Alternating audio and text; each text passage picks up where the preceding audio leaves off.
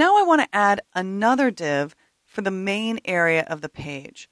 And again, this is a place where I like being able to see what's happening in the code because trying to position your cursor in the design area can get really tricky.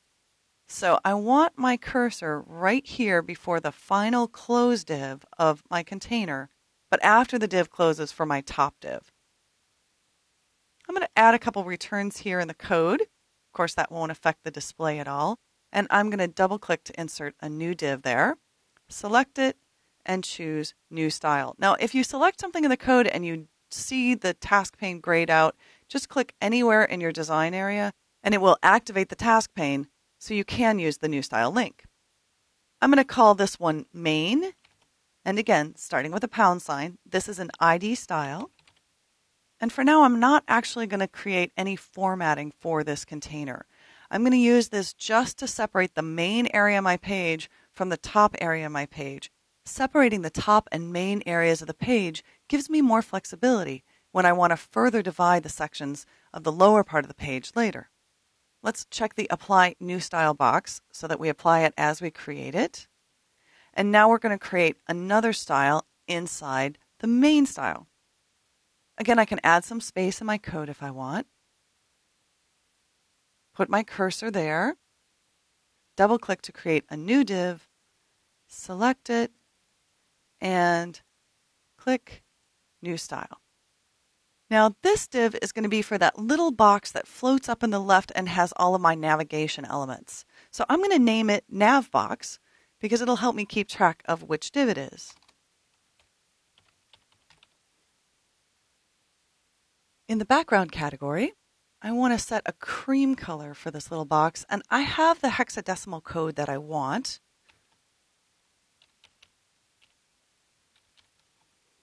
So this hex code is FFFFCC.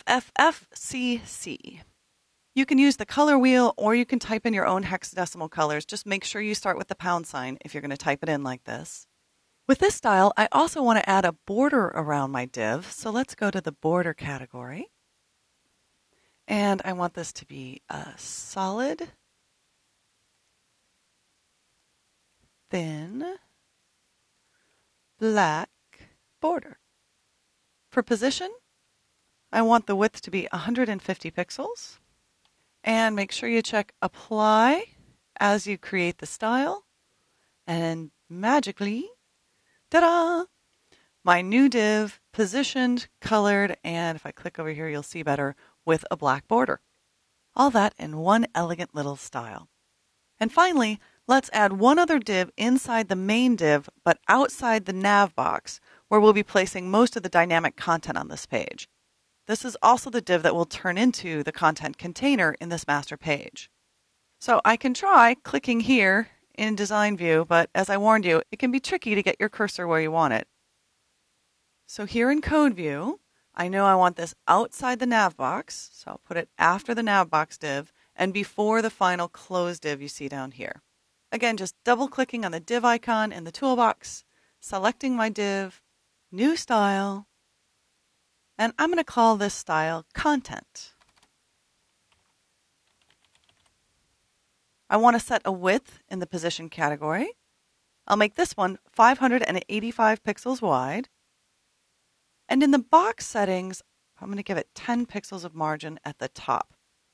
Because I really don't want both of these divs to line right up at the top. And in fact, I'm going to go back and add a little margin to this one as well.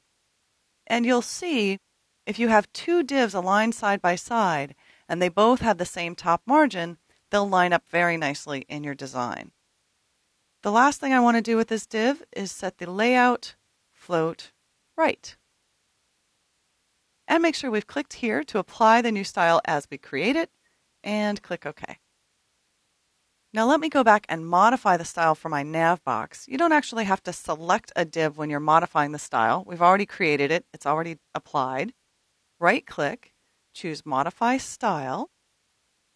In the box category, I'm going to put 10 pixels of margin all the way around this div. When we click OK. And now we still have one more challenge because these two divs should be side by side and perfectly aligned. I want to show you a little bit about troubleshooting.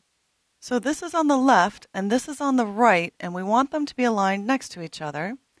Notice that when I roll my cursor over a style, you can see exactly what's set there, even without opening the style dialog.